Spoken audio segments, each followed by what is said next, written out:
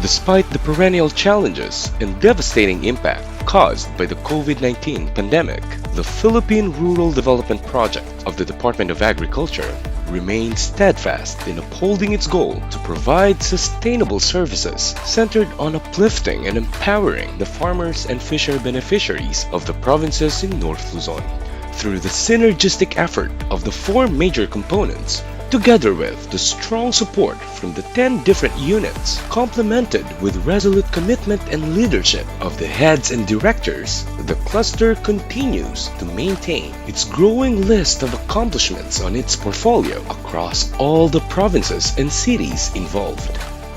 As part of the implementation and mainstreaming of activities under the I-Plan component, the use of the Commodity Investment Plan tool has been adopted by all 22 provinces and one city in North Luzon. All CIPs were developed based on the Agricultural and Fisheries Modernization Plan, and it has now become the platform for the convergence of various government units such as the Department of Agriculture, LGUs, national government agencies, and other development actors in realizing investments to rural development. Under the I-Plan component, a total of 27 commodities were translated into commodity investment plans from the 33 approved value chain analysis, which resulted in 20.89 billion pesos worth of total investment, both PRDP and non-PRDP, through the use of the Commodity Investment Plan tool.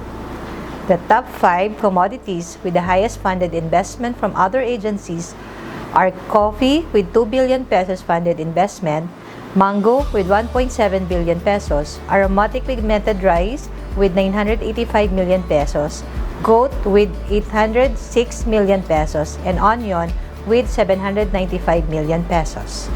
As for the region's non-PRDP funded interventions, Central Luzon and the Ilocos region both have 2.6 billion pesos, followed by Cordillera Administrative Region with 2.3 billion and the Cagayan Valley region with 1.4 billion. A total of 1,263 approved sub-projects amounting to 8.9 billion pesos were funded by other agencies, such as the provincial governments, the National Irrigation Administration, the Department of Interior and Local Government, Department of Public Works and Highways, and the Department of Agriculture. Meanwhile, the top 5 intervention types are farm-to-market roads, irrigations, animal dispersals, capacity building and support services, and production facilities. The top 5 VCA segments, on the other hand, are production, marketing, input supply, post-harvest and processing, and the input provision. From the whole non-PRDP portfolio, 999 are already completed, amounting to 6.4 billion pesos. 219 sub-projects are under ongoing implementation, 45 are under procurement, and 130 are proposed for funding. On the other hand, under PRDP funding, a total of 8.6 billion pesos approved infrastructures and 872.6 million pesos worth of enterprises were identified based on the commodity investment plans. Moreover, the component has 3 commodity assessments that are still ongoing. They are mango in Zambales and Pangasinan, coffee in the provinces of Benguet, Mountain Province, Ifugao and Kalinga, and dairy in Cagayan and Isabela Province.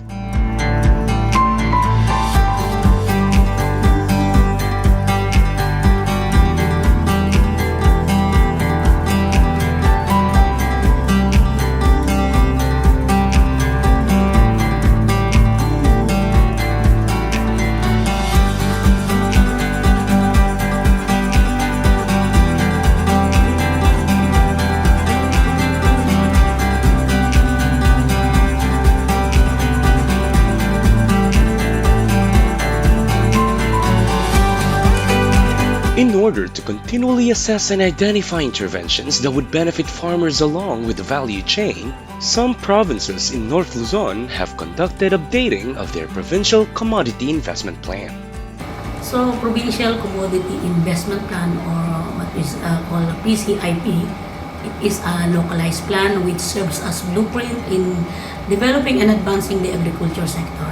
In updating the PCIP, the data trends such as the production, marketing, and other informations relative to the priority commodities need to be updated, and updating the PCIP helps to identify if the targeted municipalities or areas are the same with the previous PCIP.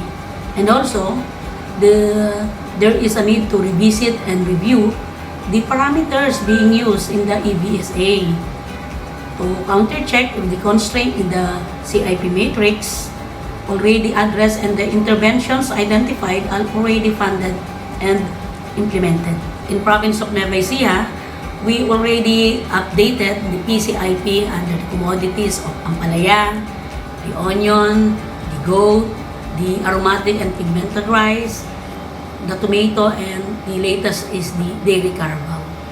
Under the component that aims to establish strategic and climate-resilient rural infrastructures along with the priority value chains, the I-Build has now attained 95% project reach, or 20 provinces with completed sub-projects out of 21 provinces with approved sub-projects. It has also reached a 91% physical completion rate from the approved sub-projects under the original loan and the 64% completion rate from the additional financing. Completed sub-projects include 64 other infrastructures covering 66,585 square meters, 36 farm-to-market roads with 1,245 kilometers, 20 communal irrigation systems completing 2,278 hectares, 6 FMR with bridges with 151 kilometers and 940 linear meters, 3 potable water systems servicing 6,797 households, and 2 bridges with 267 linear meters, benefiting a total of 422,192 households with 1.74 million individual beneficiaries. 6,245 jobs were generated from the completed sub-projects and 728 jobs were provided under the ongoing construction sub-projects.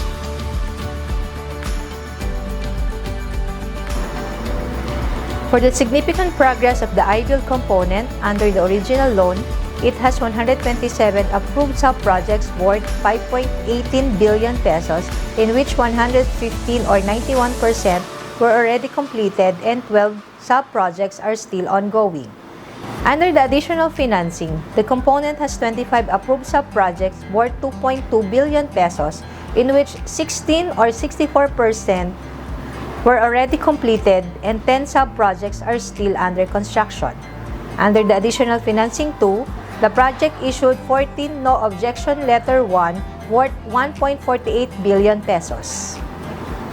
Under the original loan, the Cordillera Administrative Region has the highest approved sub-projects worth 1.7 billion with 41 sub-projects, followed by Central Luzon with 32 sub-projects worth 1 billion pesos, Cagayan Valley Region with 31 sub-projects amounting to 1.5 billion, and Ilocos Region with 23 amounting to 963 million pesos. Moreover, the Cagayan Valley Region has the highest completion rate under the original loan, which is 100%. For the additional financing 1, the Cagayan Valley Region has the highest number of approved sub-projects amounting to 617 million with 10 sub-projects, in which 8 are physically completed, followed by CAR with 8 approved worth 958 million pesos, in which 4 are completed. Then, the Central Luzon with 5 approved worth 441 million pesos, 4 of which are completed. Lastly, the Ilocos Region with 2 approved worth 215 million pesos, with 1 has been completed. 14 no objection letter 1 were issued under the additional financing 2 worth 1.48 billion pesos. These comprise 10 sub-projects in Cagayan Valley worth 939 million pesos, 2 sub-projects in Ilocos region worth 244 million pesos, and 2 sub-projects in Central Luzon amounting to 300 million pesos.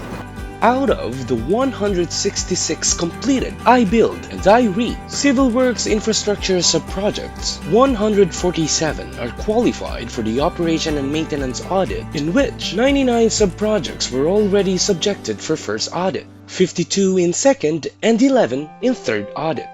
The Cagayan Valley region conducted most of the operation and maintenance audit in the cluster, with a total of 72, 33 for the first audit, 28 for the second, and 11 on the third audit. For the first conduct of the operation and maintenance audit, 99 sub-projects were evaluated by the Regional Operations and Maintenance Audit Team, in which 31 are good, 60 fair, and 8 bad. During the second conduct of the Operations and Maintenance Audit, 52 sub-projects were re-evaluated with the following rating: 20 good, 30 fair, 2 bad. For the third audit, 11 were re-evaluated with ratings of 5 good and 6 fair. From 83% cumulative financial progress last 12 mission under the original loan, the cluster sub-project disbursed a cumulative total of 4.02 billion pesos versus the 4.62 billion pesos obligation, or 87% progress this 13th mission. The Cagayan Valley region has the highest disbursement progress under the original loan, which is 99%, followed by Central Luzon with 92%, Ilocos region 83%, and Cordillera with 75%. From January to October 2021, the cluster disbursed a total of 253.6 million pesos under the original loan. There are a total of 601.6 million pesos worth of unpaid obligations under original loan, in which 384 million pesos are under the Cordillera Administrative Region, 137.6 million under Region 1, 9.7 million under Region 2, and 70.3 million under Region 3. From 78% financial progress of the last 12 mission under the additional financing, the cluster sub-project disbursed a total of 1.58 billion pesos versus the 1.67 billion pesos obligations, or 95% progress for this mission. Cagayan Valley region has the highest disbursement progress under the additional financing with 96%, followed by the Central Luzon region with 95%, Cordillera Administrative Region with 94%, and Ilocos region with 90%. From January to October 2021, our cluster disbursed a total of 547.4 million pesos under additional financing 1. There are a total of 96.6 million pesos worth of unpaid obligations under additional financing, in which 39.6 million pesos are under the Cordillera Administrative Region, 18.9 million under Ilocos region, 17.3 million under Cagayan Valley region, and 20.8 million pesos under Central Luzon region. Since the last mission, there has been a 10.4% increase in terms of the cost, from 4.8 billion to 5.27 billion pesos, and from 121 to 131 in terms of number. Here are 10 additional completed sub-projects from June to October 2021.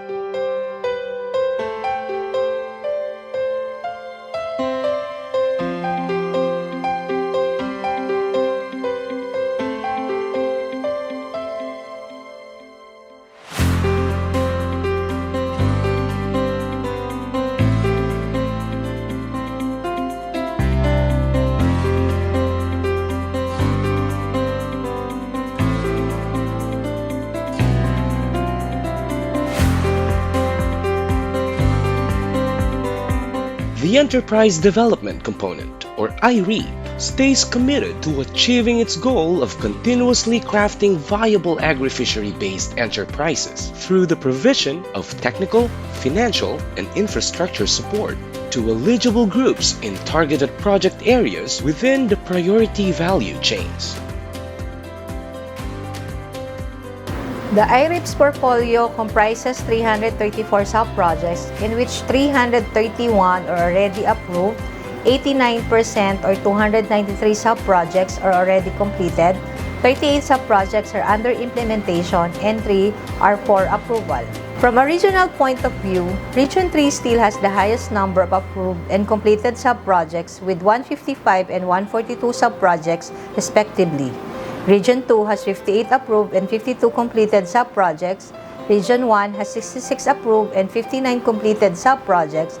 And CAR has 52 approved and 40 completed sub-projects. All 22 provinces in North Luzon now have approved IREP sub-projects. 91% or 20 of these provinces already have completed sub-projects. The completed sub-projects comprise 257 micro-enterprises, 31 small enterprises, and 5 medium enterprises.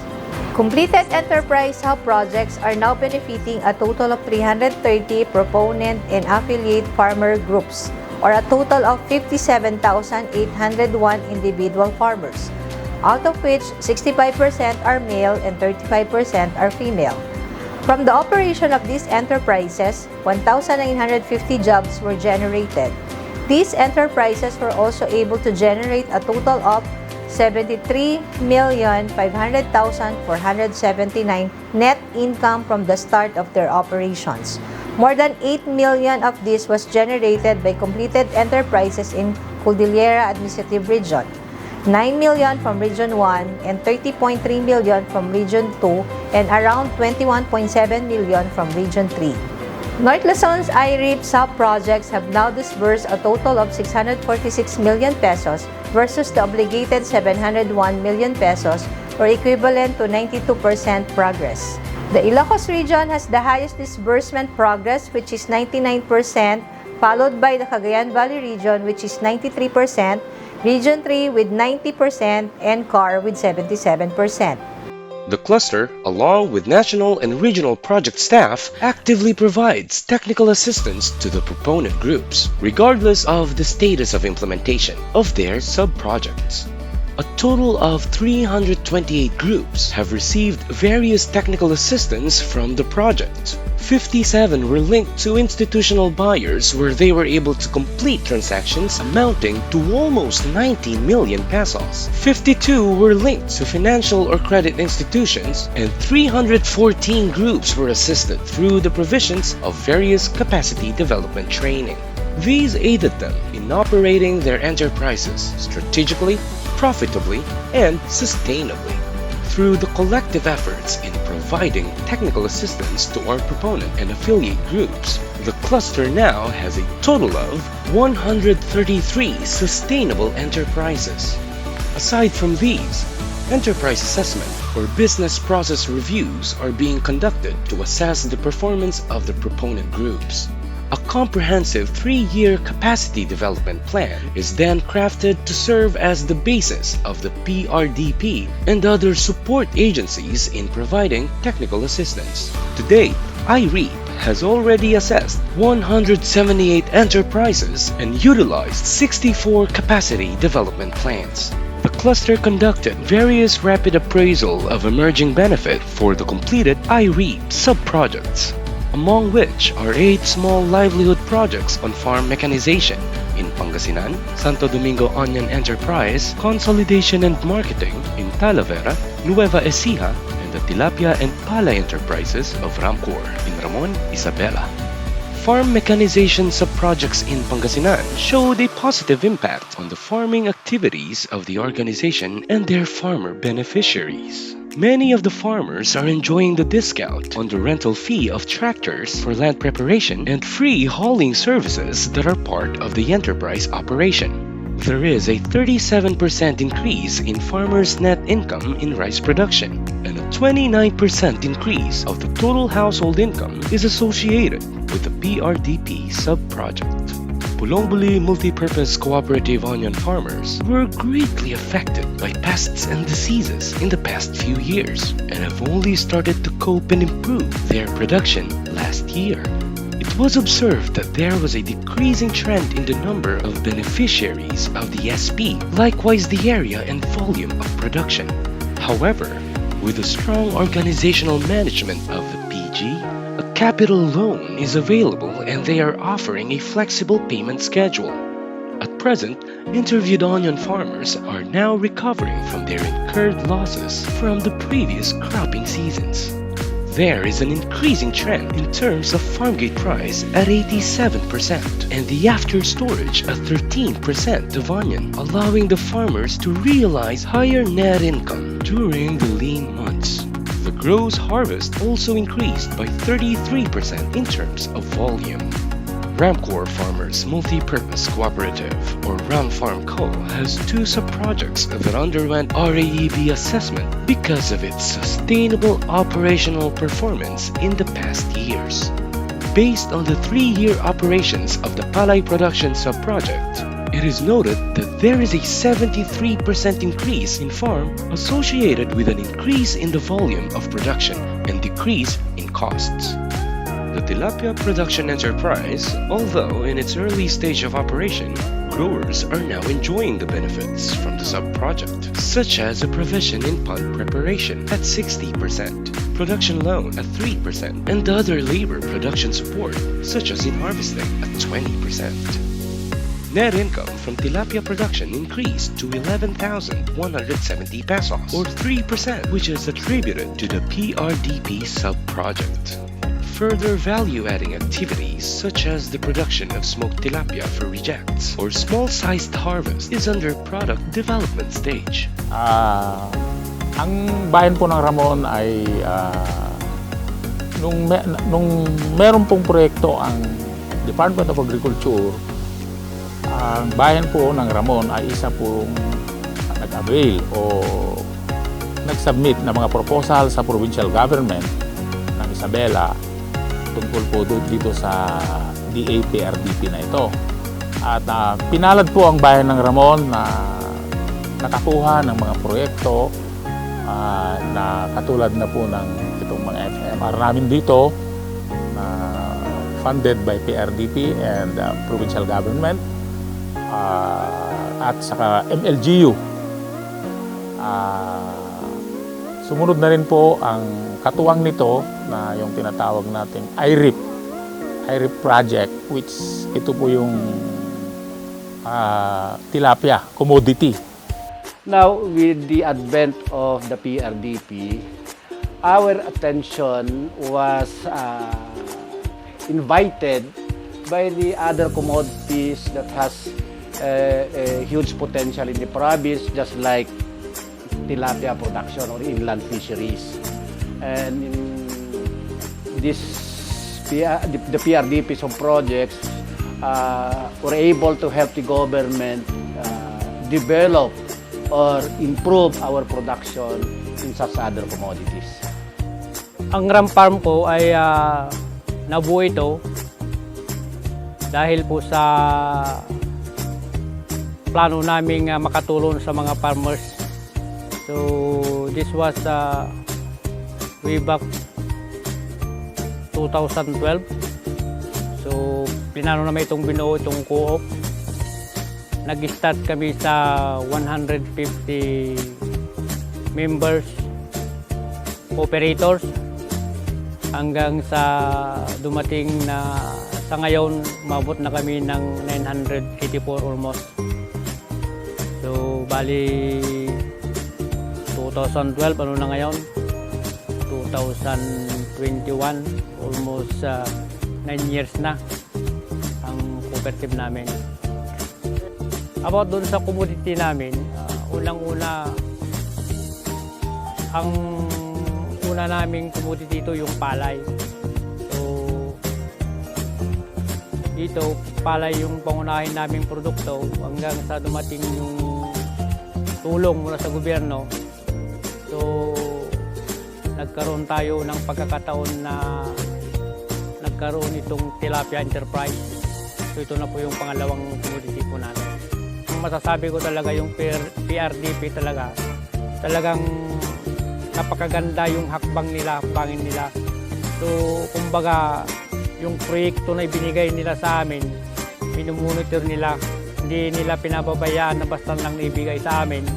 Hanggang doon na lang, kundi lahat, pati mga facilities, mga buildings, in-evaluate talaga hanggang kung ano yung mga pagkukulang o may nasira na. So, full support ang pamimigay nila ng project. Comparison ng situation noon ng kooperatiba before dumating itong mga project ng PRDP. Before is nagre-rely na lang kami sa share capital ng members namin, yung inuutang namin sa land bank. So doon na lang kami umiikot yung operation ng kooperatiba. Pero nung dumating yung mga projects ng PRDP, nauna yung sa tractor, doon na nag-start na nag-improve yung operation ng kooperatiba. Nadagdagan yung income ng co-op, mas nakabigay kami ng benepisyo sa mga members namin. And then lalo na nung dumating yung tilapia production and marketing enterprise, lahat ng naibigay nila sa warehouse, sa mga equipments, lalong gumanda yung operation ng kooperatiba. Dagdagan ng malaki yung naidagdag na income kasi nung as of December 2020, may 1.5 plus million na may contribute na income, net surplus ng co-op. So as of June this year, 2021, ang net surplus niya ulit sa half year na operation is nasa 1.7 na yung net surplus niya. So itong mga to is malaki talaga yung naging part ng Department of Agriculture sa success ng ram farm ko ngayon. Unang-una gusto naming magpasalamat sa nasa taas kay Lord kasi nabigyan kami ng napakalaking oportunidad, blessing through the Department of Agriculture. Provincial Government ng Isabela, sa PPMIU na tumutulong sa amin, sa IRIP, sa DE. Then, sa World Bank kasi nabigyan kami ng pagkakataon na makareceive ng mga grants. So, thank you. Malaking pasalamat namin sa inyo at pinagkatiwalaan nyo kami. There was a 19% increase in the cost of IRIP completed sub-projects from the 12th to 13th mission and from 271 to 293 completed sub-projects. Here are the additional completed IRIP sub-projects from June to October 2021.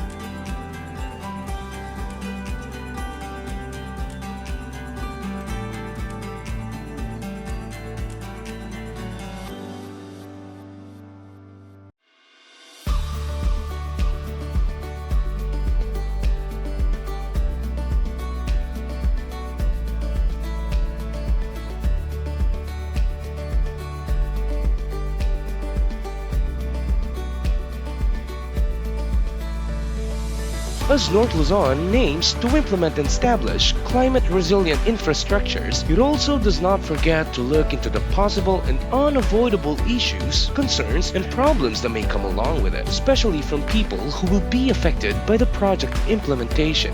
In the municipality of Paway in Ilocos Norte, some concerns were raised during the implementation of the Communal Irrigation System or CIS by the project-affected persons or PAPs. A Facebook page was then created by the Municipal Project Implementation and Management Unit or MPIMU for PAPs to easily air their grievances. As a result, 5 project-related concerns out of 15 received problems were immediately resolved without causing further damages or accidents. With the help of the established grievance redress mechanism, the project, along with its partner LGUs, was able to address these problems peacefully and immediately. It ensures the community recipient of the project that the mishaps or drawbacks in the implementation can be settled through dialogues and proper communication using the appropriate channel. In line with PRDP's aim to increase productivity and marketability of the agri-fishery products of the farmer groups and cooperatives in North Luzon, IREAP recently held a successful launching of its first digital marketing strategy project via Facebook Live called e-Mercado. Tulay sa pag-asenso, katuwang sa Babago, a market linkage initiative that aims to connect IREAP PGs and cooperatives to a wider range of consumers through the use of various digital channels and marketing services. During the launching, 4 proponent groups for each region in North Luzon were invited for virtual production promotion and exposition. They are Hojap Kasimelan Coffee, Hojap Multipurpose Cooperative, Asipulo, Ifugao, Cordillera Autonomous Region, Bacara Zanjera Irrigators MPC, Bacara Ilocos Norte Region 1, Royal Dairy Products, San Agustin Dairy Cooperative, San Agustin Isabela Region 2, Kapintalan Food Products, Ginger and Turmeric, Samahang Kababaihan ng Kapintalan MPC Karanglan Nueva Ecija Region 3. To further strengthen this initiative, the cluster, together with NPCO, met with potential marketing partners, namely Deliver E, Mayani, and Fresh Buys for possible collaboration in using their digital marketing platforms to sell the agri-products of the proponent groups, thus reaching more buyers and attaining enterprise sustainability. Moreover, IREAP saw the opportunity of teaming up with state universities and colleges or SUCs, conducting and developing capability-building activities to enhance the skill of PGs in enterprise management and operation. RPC01 partnered with Don Mariano Marcos Memorial State University or DMMSU to conduct various capacity development training for 98 PGs with 84 males and 14 females. For the cluster's fund utilization under the original loan, we achieved 99.9% in the allocation versus obligation, 88.4% in the total disbursement based on the allocated amount, and 88.2% in the total disbursed based on the obligated amount. For the additional financing, we achieved 99.9% in the total obligated based on the allocated amount, 94.2% in the total disbursed based on the allocated amount, and 94.3% in the total disbursed based on the obligated amount. Under the I-Build original loan, the liquidation rate is 96%, 3.8 billion liquidated versus the 4 billion disbursed. The liquidation rate in the additional financing is 88%, 1.39 billion liquidated versus 1.58 billion disbursed. On the other hand, the liquidation rate in the IREAP component is 51%, 328 million liquidated versus 646 million releases. In contribution of the components and units to PRDP North Luzon's mainstreaming efforts for improved delivery of services, the following activities and strategies were undertaken.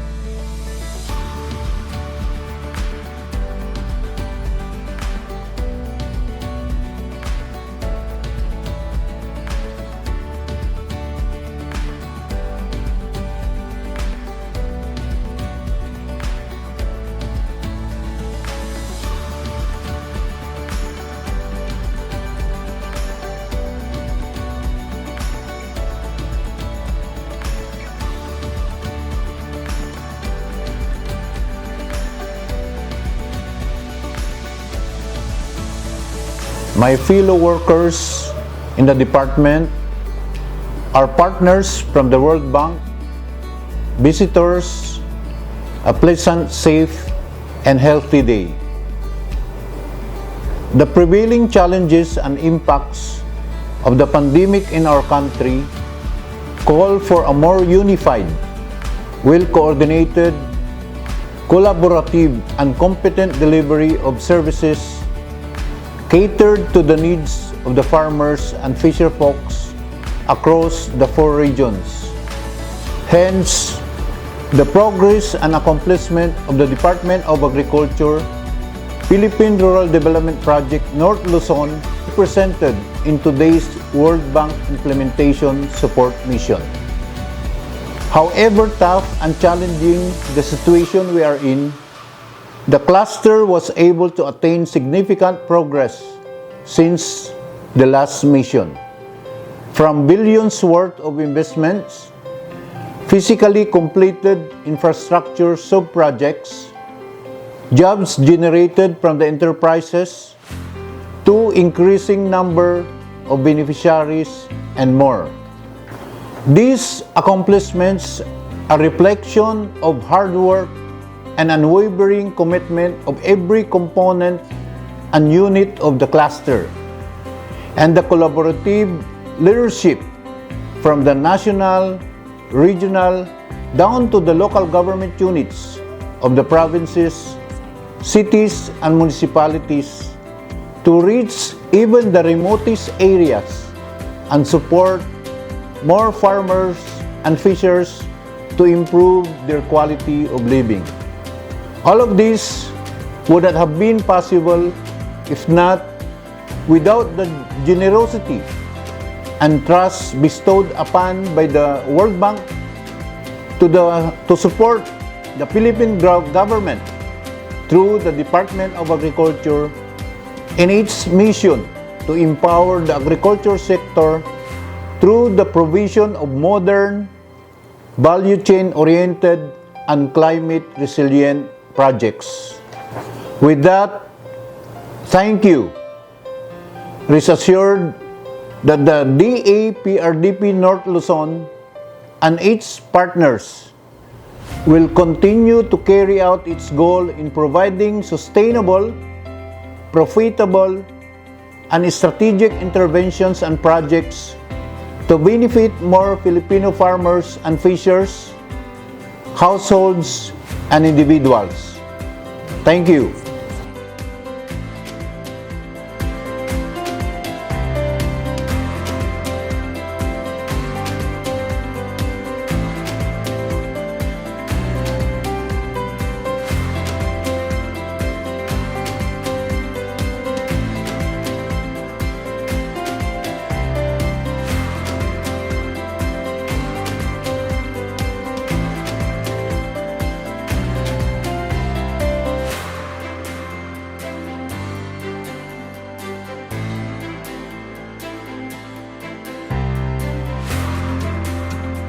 Enabling communities, expanding opportunities. Philippine Rural Development Project.